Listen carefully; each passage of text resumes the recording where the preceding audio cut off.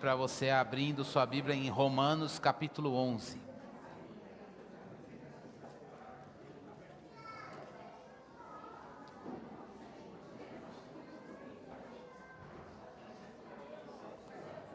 Romanos capítulo 11, versículo 1.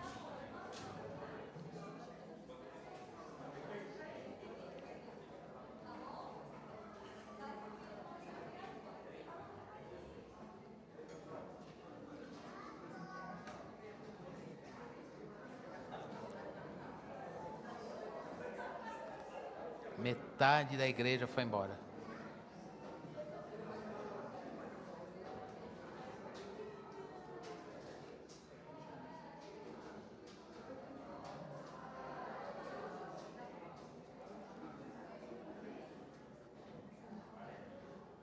Muito bem. Bom, nós vamos abrir a palavra de Deus em Romanos 11, a gente vai do 1 até o 24, mas agora a gente vai fazer a leitura do 1 até o 10, e depois a gente lê do 11 até o 24. Então, nos diz assim a palavra de Deus, Romanos 11, do 1 ao 10. Então eu pergunto, será que Deus rejeitou o seu povo? De modo nenhum, porque eu também sou israelita, da descendência de Abraão, da tribo de Benjamim. Deus não rejeitou o seu povo, a quem de antemão conheceu. Ou vocês não sabem o que a Escritura diz a respeito de Elias? Como pediu com insistência diante de Deus contra Israel, dizendo: Senhor, mataram os teus profetas, derrubaram os teus altares. Sou o único que sobrou e procuram tirar minha vida. Mas qual foi a resposta divina? Foi esta: reservei para mim 7.000 homens que não dobraram os joelhos diante de Baal. Assim também nos dias de hoje sobrevive um remanescente segundo a eleição da graça. E se é pela graça, já não é pelas obras. Do contrário, a graça já não é graça. Que diremos então? O que Israel buscava, isso não alcançou, mas a eleição conseguiu isso. Os demais foram endurecidos, como está escrito. Deus lhes deu um espírito de profundo sono, olhos para não ver e ouvidos para não ouvir até o dia de hoje. E Davi disse: que a mesa deles se transforme em laço e armadilha, em tropeço e punição, que os olhos deles se escureçam para que não vejam, e fiquem sempre encurvadas as suas costas. Eu vou pedir para você deixar seu texto na mão, a gente vai orar. Deus, nós lemos a Tua palavra e Te agradecemos por essa leitura. É a palavra do Senhor, palavra que o Senhor revelou, inspirou homens no passado para escrever essa revelação, e esse mesmo Espírito habita em nós, leitores aqui no século 21 e ao longo da história, que nos guia na compreensão da Tua palavra. Não é qualquer texto, embora seja texto. Não é qualquer ideia, embora tenha uma ideia.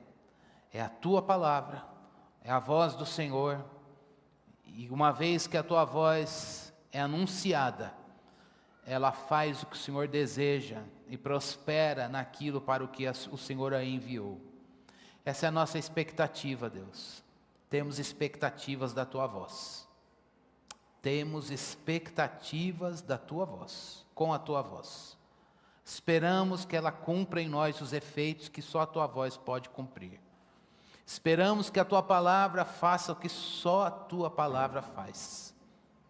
Por isso, Deus, o Senhor que é o nosso pastor, que conhece o nosso coração, que conhece, Senhor Deus, o coração de cada pessoa que aqui está.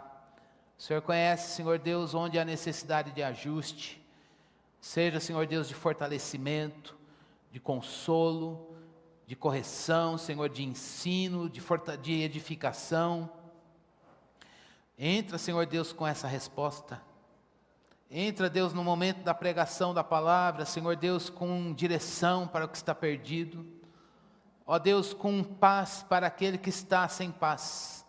Com alegria do Espírito para aquele que está, Senhor Deus, transtornado.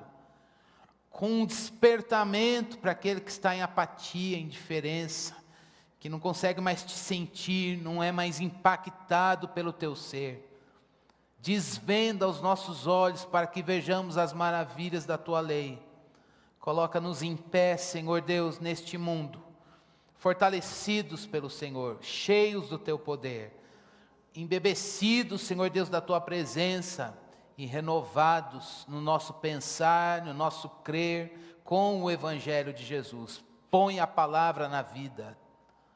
Põe tua palavra, Senhor Deus, nos casamentos, na educação dos filhos, na dinâmica das relações interpessoais. Põe a tua palavra, Deus, ó Deus, na vida cotidiana, no trabalho.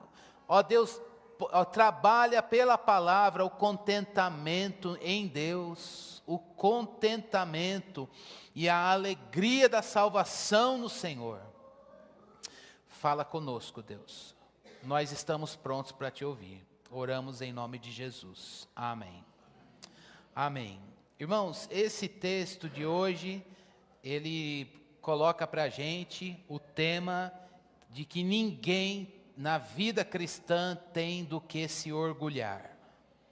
Novamente, Deus tem dito isso para nós, que um coração orgulhoso, um coração arrogante, um coração soberbo, não reflete a santidade, o caráter, a grandeza do nosso Deus. Salmo 51 diz que Deus, Ele não despreza o oposto de um coração arrogante. O oposto de um coração arrogante é um coração quebrantado. E um coração quebrantado é um coração que é consciente de si mesmo.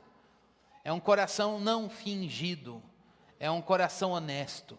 É um coração que confessa, que admite diante de Deus fraquezas, falhas. O nosso Deus é um Deus, como a gente cantou hoje, que Ele conhece, aceita a gente com os nossos temores, falhas, não para nos deixar assim, mas porque este é o primeiro passo para aquele que deseja ser transformado, admitir que precisa de transformação. No sermão de hoje, irmãos, Deus quer falar comigo e com você duas lições que saem dessa tese de que ninguém tem do que se orgulhar. Mas antes da gente pensar dessas duas lições, vamos entender um pouco do contexto do que Paulo está dizendo aqui. Paulo está, nesse momento do texto da carta aos Romanos, olhando lá para o futuro. Então ele está ali na época dele, naquele momento, no primeiro século, escrevendo para a igreja, para os irmãos de Roma. Aquela igreja tinha cristãos que têm origem no judaísmo e cristãos que não têm origem no judaísmo. E Paulo está escrevendo, a gente não sabe qual é a proporção, quem era maior ali, se eram cristãos de origem do judaísmo, judeus que se converteram, ou pessoas do mundo grego, romano que se converteram, a gente não sabe quem era maior. Mas ele está naquele contexto, escrevendo para aquela igreja, olhando para o futuro. Que futuro? Olhando para o povo dele, ele é um judeu, a gente leu aqui, ele diz, olha, eu sou da tribo de Benjamim, eu sou um judeu. E ele está ali falando como um judeu que também está convertido ao cristianismo, olhando para o futuro, e ele está dizendo uma coisa: Deus ainda tem coisa para fazer no Israel étnico. Israel étnico aqui, o povo judeu descendente dessa raça, dessa nação, vamos colocar aqui, em termos de descendência. Ele está dizendo, é a minha linhagem, eu estou escrevendo para uma igreja que nem todo mundo é judeu, que se converteu ao cristianismo. Nós temos um passado considerável, que a gente conhece pelo Antigo Testamento, em termos de história com Deus, de receber coisas da parte dele. E ele diz, olhando daqui para frente, Deus tem coisas para fazer nesse Israel étnico ainda. Então ele diz, olha, a rejeição que Israel fez ao Messias não foi total, foi parcial. Então, nem todo mundo rejeitou. Paulo, é um exemplo disso. Segunda coisa que ele vai dizer, soberanamente, pelo propósito de Deus, Conforme, à medida que o povo rejeitou, alguns judeus, os judeus parcialmente rejeitaram a obra de Cristo Jesus, Deus inseriu gentios no tronco-chave da salvação.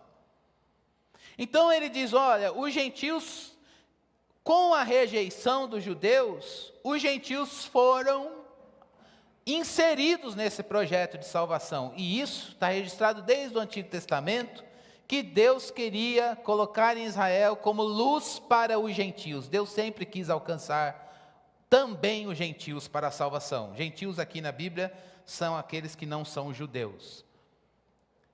E ele ainda diz, e num futuro mais distante, o que é que Deus vai fazer com o seu povo? Ele diz, Deus ainda quer enxertar o Israel étnico. A gente vai ler isso nos versículos que a gente vai ler, ainda falta a gente ler, depois do versículo 11 até o 24. Ele diz, Deus ainda quer enxertar o Israel étnico no Israel espiritual. Então, olhando dali para frente, ele olha, bom, o povo, a rejeição foi parcial, os gentios estão sendo incluídos, ele está vivenciando isso na sua obra, no seu ministério como missionário, e futuramente, Deus ainda quer pegar o Israel étnico e trazê-lo para enxertado na videira verdadeira. Então ele mostra 3 estágios, presta atenção aqui todo mundo. Primeiro, do Antigo Testamento, né? do povo de Israel para os gentios, eles estão alcançados. É um momento ali, primeiro século, o momento da igreja. Paulo está vivenciando isso no seu ministério. Os gentios sendo luz e testemunha viva para os judeus, e Israel, é um terceiro estágio, sendo enxertado, sendo bênção para o mundo. Nesse cenário, Paulo tem 2 coisas, e eu quero que você, o sermão de hoje não vai demorar, mas eu quero que você guarde no seu coração, e a primeira lição desse sermão, sobre a gente não ter do que se orgulhar, ou lutar contra a arrogância, contra o orgulho. Uma vez salvo em Cristo Jesus, você e eu, a gente guardar o nosso coração e olhar para esse texto. A primeira lição do que vem ao nosso coração sobre não ter do que se orgulhar, é que ao longo da história, desde o Antigo Testamento, a gente vê no contexto de Paulo e na obra de Deus, na sua igreja, isso diz respeito a você, Deus escolhe, seleciona, ou Deus prepara os fiéis em meio a uma apostasia terrível. Deus prepara os fiéis, traz os seus fiéis em meio a uma apostasia terrível. Quem traz essa tese à luz desse texto, a maioria dos comentaristas dessa passagem trazem essa lição para o nosso coração, e eu quero me apoiar nisso. Quando Deus chamou Noé, qual era o contexto do ministério de Noé, gente? Todo mundo crendo, todo mundo dizendo, Deus é lindo, o Criador é maravilhoso, vamos nascer para a glória dele. Não. Ele sozinho, anunciando, mantendo a confissão santa, crendo no que Deus disse, e crendo de que maneira na sua geração? Sozinho. Do capítulo 6 até o capítulo 9 do livro de Gênesis, a gente vê que Deus gerou em Noé um homem crente, fiel, mas o que lhe faltava? A reciprocidade. Você está sozinho nessa.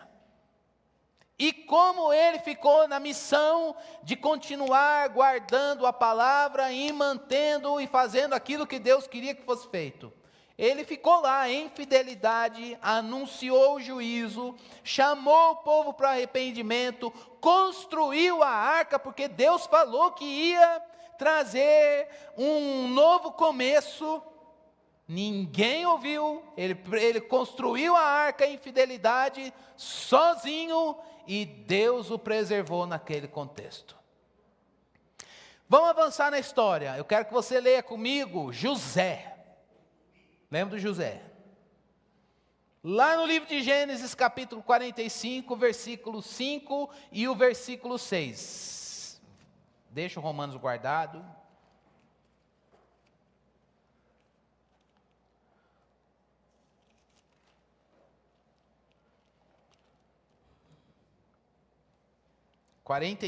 De Gênesis, o 6 e o 7. Olha só quando José se revela aos seus irmãos, o que ele diz. Ele centraliza toda a história, tudo que aconteceu com ele na soberana mão do Senhor. E aí ele diz no versículo 6: porque já houve 2 anos de fome na terra, e ainda restam 5 anos em que não haverá lavoura nem colheita. Versículo 7. Deus me enviou adiante de vocês, para que fosse conservado para vocês um remanescente na terra, e para que a vida de vocês fosse salva por meio de um grande livramento. Ele passou tudo o que passou sozinho com Deus. Em todas as cenas e etapas na vida e no ministério de José, o narrador fala para a gente, e o Senhor era com ele. E o Senhor era com ele. Mas ele foi vendido pelos seus irmãos, foi para a casa do Potifar, assumiu a liderança, foi caluniado, acusado injustamente pela mulher, foi posto na prisão. Deus o usou lá em cada etapa da vida, ele sendo fiel e sozinho, mas o Senhor indo com ele. E aqui, o que ele está dizendo para a gente? Ele está dizendo, Deus fez tudo isso, me colocou adiante de vocês, sozinho com ele.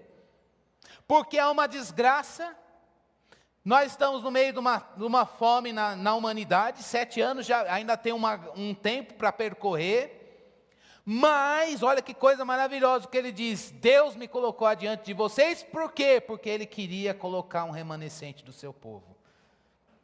E para isso ele escolheu alguém que continuasse ali, sozinho com Deus. E Paulo cita no texto que a gente leu, Elias. Está registrado lá, a gente não vai ler a passagem, em 1 Reis, capítulo 19, versículo 10 ao 18, depois você dá uma lida, quando Elias está lá lutando, enfrenta uma batalha, e aí ele vai para um lugar sozinho com Deus e diz, Deus, eu não vou continuar. Não vou continuar, porque eu estou sozinho. E Deus fala, o que você está fazendo aqui? Eu reservei 7.000 pessoas que são fiéis e não dobraram os joelhos diante de Baal. Volta lá e vai cumprir teu ministério, porque eu estou operando. Em tempos de apostasia, eu estou ali operando. Qual é o primeiro ponto que eu quero trazer para o nosso coração? É que se Deus, e Deus faz isso na Bíblia, e continua fazendo isso na história, e eu tenho certeza que Ele faz isso comigo e com você. Deus pode contar com você para você ser um remanescente fiel.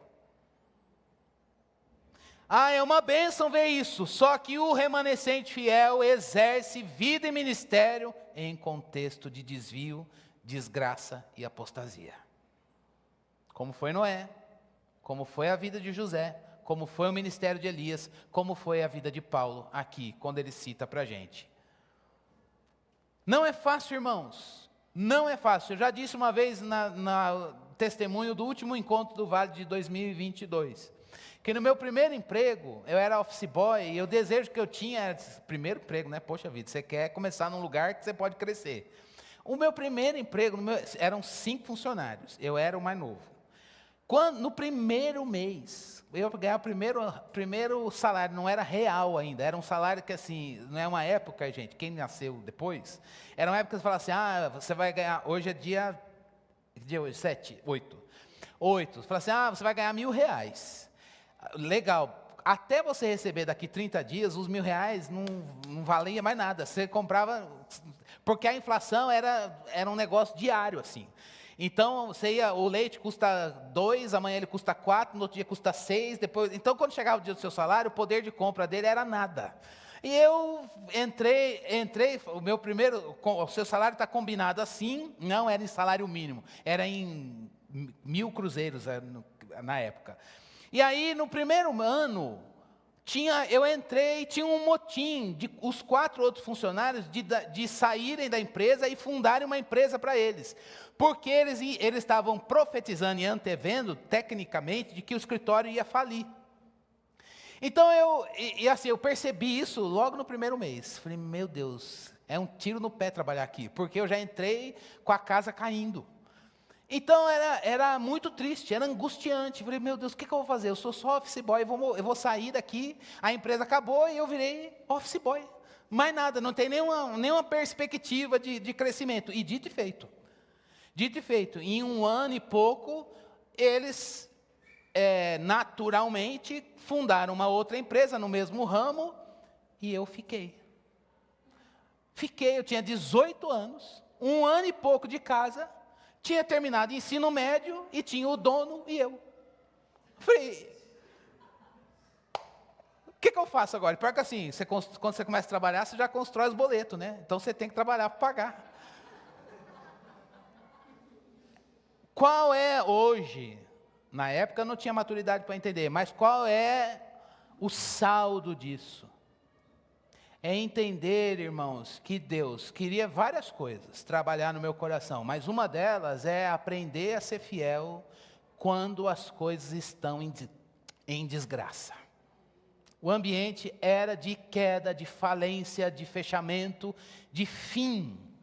Mas eu sabia que Deus tinha me posto naquele contexto para ser bênção naquela empresa e estar ali até a hora que Ele quisesse que eu ficasse. Um dia Ele me tirou? Sim. Segundo ponto, entender que nós vimos a queda, mas Ele também me usou para a reconstrução. Hoje, quando eu saí, o escritório estava bem. Ele foi reestruturado, eu não fui um agente disso, mas eu fiz parte dessa obra, da queda e da reconstrução. E Deus quis me ensinar que Ele levanta servos fiéis para ser remanescentes em tempo de destruição, em tempo de adversidade, em tempo de desvio e em tempo de apostasia. Talvez você esteja aqui dizendo, na minha família está tudo ruindo, na empresa e na carreira está tudo ruindo. Aqui não, mas pode ser, na igreja e no ministério, eu estou vendo só pum, pum, pum, pum, pum, pum, pum, e as coisas implodindo, e Deus me quer ali em vigor, porque Noé não estava lá,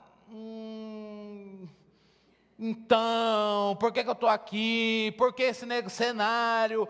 Por que eu não vi o jardim do Éden? E Deus falando todo dia, como era com Adão, agora para mim é a desgraça, a corrupção, numa proporção que Deus disse, chega, e você vai lá e vai pregar isso daí.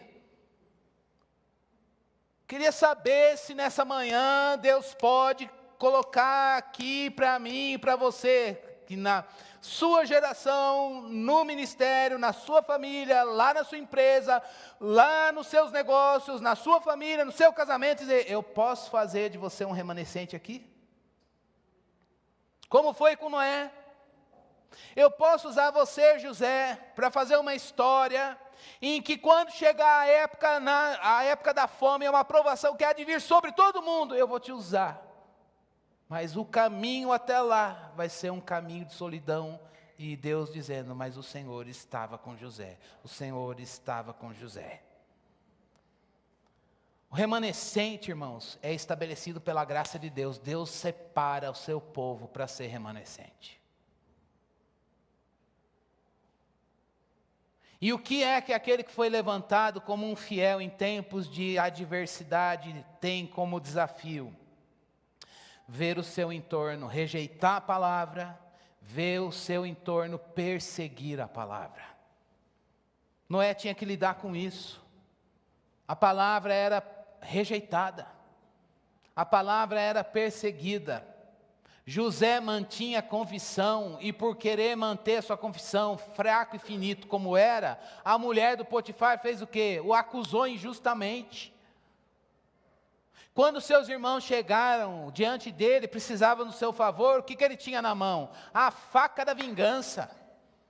Agora é a hora de quem te viu passar na prova e não te ajudou, vai me ver no palco? Não! E ele diz o quê? Não foram vocês que me enviaram para cá. Foi a mão de Deus. Foi a mão de Deus. E aí ele diz isso: Deus me enviou adiante de vocês. Deus me enviou adiante de vocês. Para que hoje eu pudesse estar aqui e ser bênção, e pessoas pudessem ser alcançadas, o mérito é todo dele.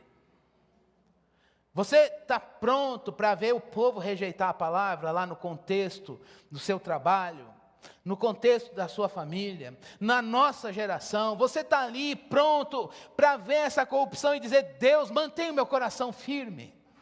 Deus, mantenha o meu coração puro. Deus, mantenha o meu coração em fervor, em fidelidade, em pureza, crendo que aquele que falou vai cumprir e que vela pela palavra, que o evangelho não está velho, que o evangelho não vai ser ultrapassado, de que passa o céu e a terra, mas a palavra de Deus não vai passar. Será que Deus pode contar aqui hoje na fonte com um remanescente que vai dizer: Deus vai nos livrar nesse sofrimento? Ele vai passar, o sofrimento vai bater as nossas portas, o fogo vai arder, mas eu sei que o Senhor é o Deus da palavra e Ele não mudou. Deus opera, irmãos, por meio desse remanescente, para quê? Para trazer bênção. Por isso, a primeira coisa que eu queria que a gente pensasse é que Deus nos livre daquela postura de Elias: só eu fiquei. Não. E se você ficou, foi porque Deus quis que você ficasse. E se Deus te preservou, foi porque Ele não deixou de derramar poder e graça para que você pudesse manter a sua confissão. Portanto, hoje, se seu coração não está resolvido com a sua história, você precisa se reconciliar com a sua história e saber que em cada etapa, estação da tua vida, ainda que você tenha vivido tempos de apostasia, corrupção, e só você tenha ficado na sua família, lá no trabalho, no ministério, na tua geração, mantendo a confissão, é a mão soberana do Senhor, e que a mesma palavra de José é para você: o Senhor estava com ele. E isso nos basta. Paulo está dizendo: eu sou um remanescente, estou aqui, meu povo do sangue, no desvio, mas eu estou aqui, mantendo a confissão, sabendo que a palavra é a verdade. Que nessa manhã, esse é o primeiro pontinho: Deus tem os seus fiéis em meio à apostasia terrível. E esses fiéis que vivem em meio a essa apostasia terrível, eles recebem graça da parte de Deus para manter a sua confissão. Se você hoje está aqui dizendo: Deus, é difícil ficar sem uma identificação, meu irmão, não perca, não deixe a tua fé na palavra esmorecer. Não tire os olhos do evangelho. Peça poder e graça do Espírito para continuar mantendo a sua confissão e ser um instrumento de Deus em tempos de desgraça, em lugares de desgraça, em lugares de uma atmosfera pecaminosa e podre. Mas que você ali seja uma manifestação do céu, uma manifestação do reino de Deus, uma manifestação do Evangelho de Cristo Jesus. Que a gente não olhe para esses homens na Bíblia e pense que Deus estava ali só preparando o mundo para a revelação da redenção. É verdade. Deus revelou a criação, que o homem caiu, promessa de redenção, a redenção chegou, e um dia Ele vai consumar todas as coisas. Mas essa história é sobre você também. Deus ainda continua colocando a igreja em tempos de apostasia, uma pecaminosidade terrível, numa proporção que a gente olha e diz: nunca esteve assim. Mas talvez Noé também olhou a desgraça e a calamidade no tempo de José e a calamidade nos dias de Elias, vendo aquela mulher perseguir profeta, matando profeta. Mas sobre o povo de Deus repousa a palavra, e a palavra de Deus é viva. Então, se a corrupção nos negócios atingiu proporção, não se contamine. Esteja lá, Interaja, mas não seja marcado.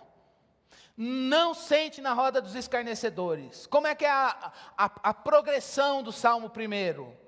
Não anda no conselho dos ímpios. Não se identifica no caminho. Não anda lá, não muda o conselho. Fique regido pelo Evangelho. Não anda no conselho dos ímpios. Não se assenta na roda daquele que escarnece. Tenha o seu prazer na lei do Senhor. Ainda que você fique sozinho crendo. Fique sozinho crendo. Cristo é o Deus conosco. Ele disse que estaria conosco todos os dias até a consumação dos séculos. Não abra mão da sua confissão. Interaja, mas não faça nada a bandeira do Evangelho. Lute pela palavra, preserve a palavra, mantenha a sua confissão. A palavra é a verdade. Aceite o desafio de ser um remanescente. Lá na empresa, lá na universidade, lá no seu trabalho, lá na sua casa, lá na sua família. Eu lembro de uma amiga nossa, que quando o pai se converteu, o pai era, como que eu posso falar isso politicamente correto? Ele era de outras confissões religiosas. E ele seguia fielmente os ritos. E um dos ritos era receber espíritos. E a filha se converteu. E ela também tinha envolvimento com esse tipo de prática. E ela disse: Deus, eu não quero mais viver isso na minha história, porque eu conheci Jesus. E eu entreguei o meu coração para Cristo. E ela disse: eu sei que eu vou chegar em casa, e a luta, eu vou entrar, não fisicamente, nem verbalmente, num embate com isso, mas eu vou vivenciar essa atmosfera da qual isso não faz parte mais da minha vida. E é muito difícil para mim, porque eu fico vulnerável a esse tipo de coisa. E aí ela disse: eu estou sozinha. Eu estou sozinha. Mas ela entrava e ela dizia: Deus, eu não quero que essas coisas aconteçam mais aqui enquanto eu estiver aqui. E elas pararam de acontecer. É mérito dela? Poder de Deus. É poder de Deus. Ela estava sozinha. Ela continuou sozinha. Mas o Senhor estava com ela. Se você é um remanescente e está aqui dizendo para mim: chega, eu não quero mais. Eu não vou mais lutar nesse negócio, eu não vou mais lutar na minha empresa, eu não vou mais lutar naquele trabalho, nem nessa família, nem nesse casamento, nem na educação dos meus filhos, porque eu estou sozinho. Não, você não está sozinho. Deus é com você. Deus é o Criador do universo e o sustentador da criação. Está com você. Ele disse: eu estarei com vocês todos os dias até a consumação dos séculos. Aceite o desafio de permanecer na confissão. Aceite o desafio de permanecer como coluna no santuário do Senhor. Cumpra cabalmente o ministério que o Senhor deu nas tuas mãos. Leve isso com amor. Deus te deu os filhos para cuidar e pastorear, pastoreie para Jesus. Deus te deu um marido, uma mulher, cuide do seu casamento. Deus te colocou lá na empresa como um empregado, faça o seu trabalho com excelência, coloque no Senhor a sua motivação. Deus te deu um negócio, pois zele pelo melhor produto ou serviço que você pode fazer. Você tem clientes chatos, corruptos, que vivem querendo te roubar, entregue eles na mão do Senhor.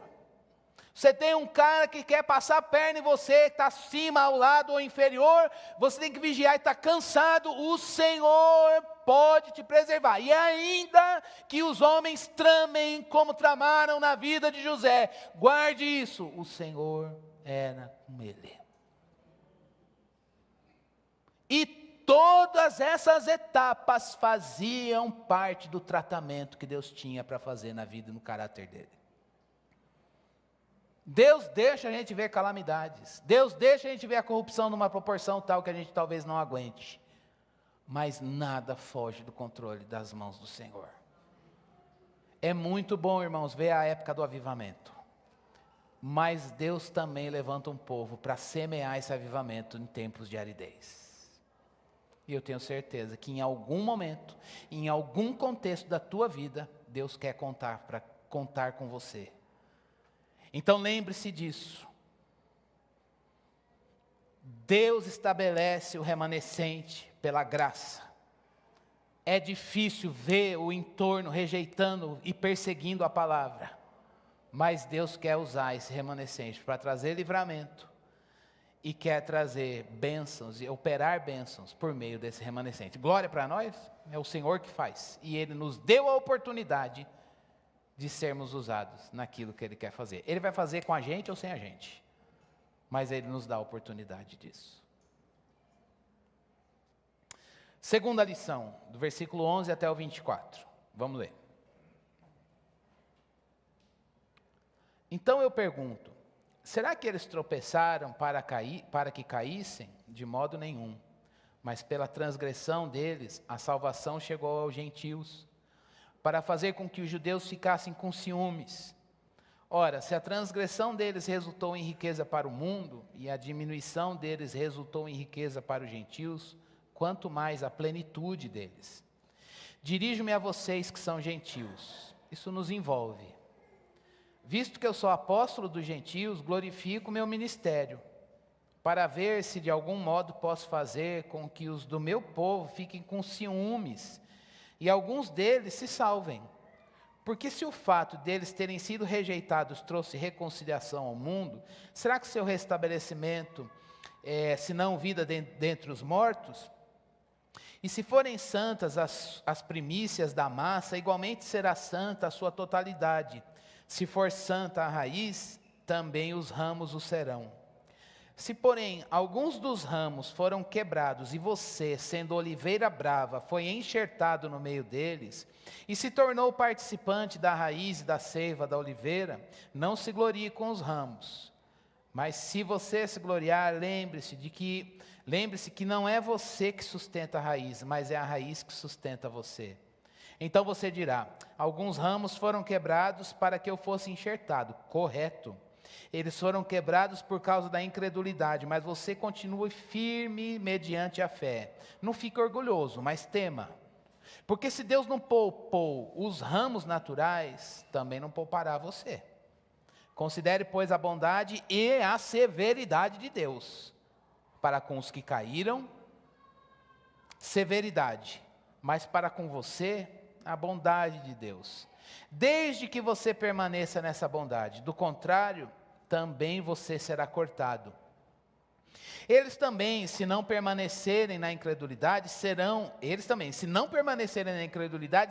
enxertados, pois Deus é poderoso para os enxertar de novo.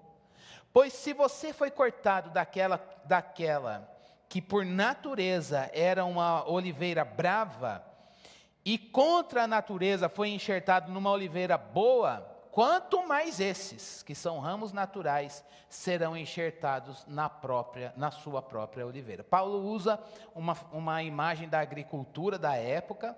Alguns falam que Paulo era um menininho da cidade aqui, que não sabia o que estava falando. Por quê? Porque ele está dizendo, olha, Deus tem uma oliveira boa, com ramos bons, e Ele quebra esses ramos bons, joga e pega ramo ruim da oliveira brava e enxerta na oliveira boa. Por que é que uma pessoa vai pegar ramo ruim, ramo bom e jogar fora? O que ele tinha que fazer? Pegar um ramo bom, colocar numa oliveira ruim para que a vitalidade do ramo bom passasse para a oliveira ruim. E não fazer o contrário. Pegar um ramo ruim, trazer aqui na oliveira, não sei se a imagem está boa, mas trazer aqui para que ela vá gastando a sua vitalidade com aquilo que não tem vitalidade. Mas Paulo não. Paulo ele está dizendo não, ele está vendo Deus fazer a coisa certa. Então ele diz, ô gentil, você que não é judeu, não se orgulhe, mas tema, como a gente viu no versículo 20. Por que é que nós não podemos nos orgulhar e devemos temer? Porque se nós temos salvação, é porque dependemos do tronco-chave, da raiz. Se hoje eu estou salvo, se hoje você está aqui salvo, é porque todos nós fomos enxertados. E isso é obra graciosa de Deus. Ele, na sua mão soberana, nos trouxe para a salvação. Ele nos chamou para a salvação. Se nós continuamos salvos, irmãos, Eu não sei em que lugar está isso no seu coração ou no meu. Mas se eu e você, nós estamos aqui hoje dizendo, eu sou salvo em Cristo Jesus. E entra ano e sai ano, e eu continuo vivendo a salvação como a gente cantou hoje. Aquele que, Cristo que move as montanhas e tem poder para salvar. E se isso caiu num lugar comum, eu sou salvo em Cristo Jesus. Deus vem nos cutucar graciosamente para dizer que se você continua em salvação, essa estabilidade é resultado de uma fé que o Senhor que te deu. Olha o que ele nos diz no versículo 20. Correto. Eles foram quebrados por causa da incredulidade, mas você continua firme mediante a fé. Se é mediante a fé que você continua firme, não há mérito nenhum em mim e em você. E aí eu fico pensando, irmãos, como é que esse orgulho pode nos preparar uma cilada? Estou falando para mim e para você. Como é que sutilmente eu posso sucumbir a esse orgulho que Paulo está falando? Não se orgulhe, mas tema. Primeira coisa, você depende de uma raiz para ser salvo. Foi Deus que quis te alcançar. Segundo ponto é, a sua estabilidade não te dá mérito. Não, eu consigo ficar firme. Não, você não consegue, nem eu. Se hoje nós estamos aqui cantando, Cristo move as montanhas e tem poder para salvar, glória seja dada ao Senhor que me colocou de pé neste dia. E sustentou a gente na nossa pouca, pequena, frágil fé. Mérito dele. Ele é a nossa estabilidade. É lógico que a gente tem que observar. É lógico que a gente tem que vigiar. É lógico que a gente tem que fazer a nossa parte. Mas quem nos sustenta é o Senhor que não deixa a nossa fé desfalecer. Ele não deixa a nossa fé desfalecer. Portanto, irmãos, uma pessoa que não quer ter o orgulho no seu coração por conta da obra da salvação, precisa buscar vigor. Irmãos, essa conversa de que quanto mais o tempo passa, mais frio a gente fica, é mentira, é fofoca do diabo. Isso é sopro de Satanás. Quanto mais o tempo passa, mais próximo da glória eterna nós estamos, mais fervorosos e estáveis, dependentes da graça, desapegados de nós, deste mundo, e apegados ao céu, a Cristo, nosso Redentor, nós ficamos, é isso que Ele quer para mim e para você. Portanto, hoje a gente tem que olhar para trás e dizer, muito obrigado, porque hoje eu estou melhor do que ontem, isso é mérito teu. O Senhor usou as provas? Sim, mas elas não me separaram do Senhor. O Senhor usou as lutas? Sim, mas elas não me deixaram incrédulo. O Senhor usou dores, tramas dos homens, eu vi pecado, eu vi armação daqui, passaram a rasteira para lá, eu fui jogado na cisterna, me levaram de favor para o Egito, como foi o caso de José. Sim, mas em todas essas coisas eu quero olhar pelo plano da mão soberana. O Senhor estava lá. O Senhor estava lá, o Senhor estava lá. Que haja, irmãos, uma educação do nosso olhar hoje para olhar a história da nossa vida pela perspectiva da graça e dizer, Deus, eu aqui falando do plano de cá, da humanidade, das coisas dos homens, e o Senhor agindo, e eu não tinha coração crente para ver o Senhor por trás disso, o Senhor por trás daquilo. Irmãos, ou a sua vida é de Deus, a minha vida é do Senhor, e Deus está por trás de cada coisa que vai acontecendo com a mão poderosa dEle. Que haja educação do nosso olhar para dizer, eu não quero olhar isso assim, eu quero olhar pelos olhos do Senhor. Eu quero que Ele abra o meu entendimento, porque eu quero poder olhar para trás, quando Deus trouxer a redenção e a graça, a glória de Deus se manifestar, eu poder dizer como José, com redenção da memória, o Senhor estava lá. Portanto, irmãos, não dá para a gente ter orgulho. No lugar disso, a gente precisa temer. Deus quer que a gente esteja em estabilidade, e ela sendo, como disse Paulo aqui no versículo 20, você continue firme mediante a fé, a fé bíblica que o Senhor nos deu. Eu quero fazer uma pergunta para a gente, só para a gente, antes de finalizar. A fé cristã, a sua fé bíblica, ela é provedora de estabilidade para você? Eu não estou perguntando se você vai andando e vivendo. Eu vou andando e vou vivendo. Eu não estou perguntando isso. Eu estou perguntando se eu e você, nos embates da vida, a gente diz: Deus, eu vou permanecer estável por conta da confissão de fé. Lembra na semana passada que eu disse que Deus testa a nossa teologia? É isso que eu estou falando. Lembra quando eu disse que Deus testa a nossa confissão? Pois é isso que eu quero perguntar. Ou a gente pode, irmãos, e achar que isso é estabilidade. É você ver o povo zombado que você está falando e dizer: Deus vai mandar o dilúvio. E você continuar ali firme na obra, construindo a arca. Porque aquilo vai ser o abrigo na tempestade. Não é você os dias irem passando, não é você dizer: não, eu faço valer a confissão. Todo mundo está tramando um com o outro aqui. Eu não vou me contaminar. Não vou. Aquela conversa no café, eu não vou, porque eu sei o que vai rolar lá. É a conversa para fritar o chefe. E eu sei que essa conversa vai deixar a gente mais ansioso. Eu não vou participar. Porque eu sei que a nossa carne vai lá e fica: será que vai sobrar alguma esperteza para mim? Quem sabe, se eu burro não participar, vou ser lesado. Preciso ficar esperto. Não vou. Eu vou continuar estável, mantendo a fé na palavra, sabendo que dela o Senhor dará testemunho, ainda que eu perca. O Evangelho é o poder de Deus para a salvação, irmãos. O Evangelho leva a gente a desfazer alianças. Lá, essa aliança não pode acontecer. O Evangelho vai dizer: olha, com essa roda dos escarnecedores eu não posso sentar. Ah, mas você é moralista. Não, não sou moralista. Não sou moralista, sou pecador.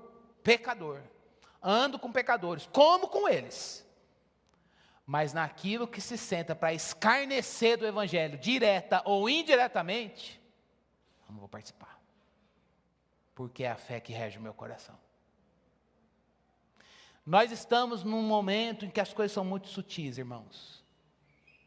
E a gente precisa ter os olhos bem abertos para dizer: eu não vou participar desse banquete. Eu estou na Babilônia como Daniel. Mudaram o meu nome, façam o que quiserem. Mas do banquete, do manjar do rei, eu não vou participar. Por quê? Porque não é meu lugar. Não é a minha pátria. Não é a minha identidade. Por isso, irmãos, quem não se gloria, vê isso daqui do versículo 20. Eu continuo firme mediante a fé. Não é na minha força. Continuar firme mediante a fé é estar em avivamento, apesar da frieza que nos cerca. E aí, um adendo missionário para nós. Preste bastante atenção para a gente orar. Irmãos, não tem como uma pessoa avivada na fé, que permanece na fé, que não quer o orgulho, ter desprezo, ódio, se juntar para a zombaria e preconceito com nenhuma razão, nenhuma nação, nenhuma. No caso do contexto do texto, com o povo judeu, a quem Deus quer ainda enxertar. Portanto, o que nos cabe é evangelizar, orar e enviar missionário para o alcance das nações. Deus ainda quer trazer seu povo de volta. E o que dói é que a gente às vezes pega a guerra e se entretém. Eu não quero entrar nas questões sociais, antropológicas e políticas que estão envolvidas, a gente precisa discutir. Aqui não é o caso agora no púlpito. Mas o que deve reger o nosso coração em primeiro lugar. Jesus quer salvar pessoas de todas as tribos, povos, raças, línguas e nações. E para isso, Ele escolheu o seu povo, sua igreja, para participar disso. Mas às vezes, a gente se embaraça com as coisas desta vida e se perde no serviço. Que Deus nos livre disso. Que hoje a gente possa dizer, eu não quero um coração orgulhoso que fique se embaraçando com as coisas dessa vida. Eu quero um coração livre para correr a carreira que nos está proposta. Há uma promessa. Os judeus serão enxertados novamente. Sexta-feira eu vi um grupo deles andando na rua. Eu falei, meu Deus, como é que é possível o Senhor alcançar esse povo de volta para ti? Não sei. Mas alguém tem que pregar. Alguém precisa orar. Anunciar o Evangelho. Deus quer enxertá-los novamente. E há uma advertência. Paulo termina aqui. O ramo natural, assim como os ramos naturais, cheios de vigor, foram arrancados, isso pode acontecer novamente com aqueles que foram enxertados, eu e você. Então vamos manter firme a nossa confissão e o nosso coração no Senhor. Irmãos, o sermão de hoje chamou a nossa atenção para duas coisas. A primeira delas é, seja um remanescente no contexto que o Senhor te colocou. De uma maneira geral, todo crente vive num mundo que jaz no maligno. Agora, Noé, José, Elias, tiveram seus momentos de crise, mas em todos eles Deus soprou avivamento para a vida deles, e eles cumpriram a missão em vigor. O Deus deles é o seu Deus. Se você tem andado e olhado a apostasia, a corrupção à sua volta, no micro ou no macro, e dizendo, só de eu continuar sendo crente está valendo, Deus tem coisas excelentes para nós, irmãos. Deus quer de você um remanescente dele neste mundo, para ser bênção para este mundo com o Evangelho de Cristo Jesus. Para isso, Ele nos deu sua palavra e o poder do Espírito. Segundo ponto, se você se orgulha de ser crente, se orgulha de estar aqui, da sua estabilidade, de que eu também estou nessa, de que entra ano, sai ano, nós mantemos a nossa confissão, lembremos-nos de uma coisa, o mérito, nós dependemos da raiz para ter provisão, para ter nutrição e vigor, e nós estamos em estabilidade por conta da fé que o Senhor tem soprado, fortalecido e nos tem dado. A Ele seja a glória. Que assim, em estabilidade e vigor, a gente não despreze a quem Deus quer alcançar. E não despreze quem Deus alcançou, mas que a gente evangelize, ore e envie missionários para o alcance das nações. Paulo encoraja a gente nessa promessa. Os judeus serão enxertados novamente. Que a gente ore por esse alcance de pessoas que precisam ser alcançadas. Vamos orar e pedir ao Senhor que nos fortaleça para tempos de apostasia, de corrupção, ambientes de apostasia, de desvio, contextos em que Deus colocou você sozinho lá como um crente, sozinho, mas não sem a presença dEle, não sem o poder do Espírito. E se essa tem sido a sua luta, por que só eu fiquei? Que nesta manhã você olhe para a Bíblia e veja que Noé ficou, José também ficou, Elias também ficou, Paulo trouxe voz a isso, mas em todos eles o Espírito do Senhor estava ali soprando e o Senhor estava presente. Você não está só, nós não estamos sozinhos. Que o Senhor nos fortaleça no seu poder. Deus, nós estamos diante de Ti e viemos aqui buscar sustento e força no Senhor. O Senhor é a nossa estabilidade. O Senhor é o nosso centro provedor. O Senhor é o nosso centro provedor de forças para continuar. É no Senhor que nós queremos encontrar graça para continuar Te servindo. E pedimos que o Senhor seja o motivo do nosso ser, ter e fazer. Deus, não deixe que a gente perca o Senhor de vista. Não deixe que a gente, Senhor Deus, perca, Senhor Deus, o nosso ser, ter e fazer do Senhor. Mas que a gente continue firme e abundante na obra do Senhor, sabendo que no Senhor o nosso trabalho não é vão. É para o Senhor que trabalhamos. É para o Senhor que vivemos. É para o Senhor que existimos. Se vamos amanhã ou hoje ter alguma atividade profissional, alguma atividade ministerial, atividades na família, atividades na mordomia do corpo, a motivação é o Senhor. Se nós respiramos, é porque o Senhor nos deu ar para respirar, e porque o Senhor nos quer vivo, o Senhor nos mantém vivo. Nós queremos viver, ainda que seja no dia da calamidade, porque o Senhor nos quer enfrentando este dia, mas não sem a tua presença. Deus dá-nos a percepção, o entendimento de que há um soberano na nossa vida, e o nome dele é o Deus Todo-Poderoso, Deus da palavra, Criador dos céus e da terra, não nós, nem homem algum, nem circunstância nenhuma, mas é o Senhor que rege todas as coisas. Ó Senhor, que nesta manhã o Senhor tire o peso, a angústia, a murmuração, ó Deus, o descontentamento, qualquer outra coisa que possa estar no meu coração, no coração dos meus irmãos, que nos impedem, Senhor Deus, de entender que o Senhor reserva para si pessoas fiéis em contexto de calamidade. Mas que nestes contextos a tua palavra é pregada, anunciada, e a tua palavra é testemunhada, e o teu nome é honrado, Senhor. Deus, ajuda-nos a permanecermos fiéis a ti, com aquilo que o Senhor nos deu, para a glória do teu nome. Nós oramos e agradecemos em nome de Jesus. Amém.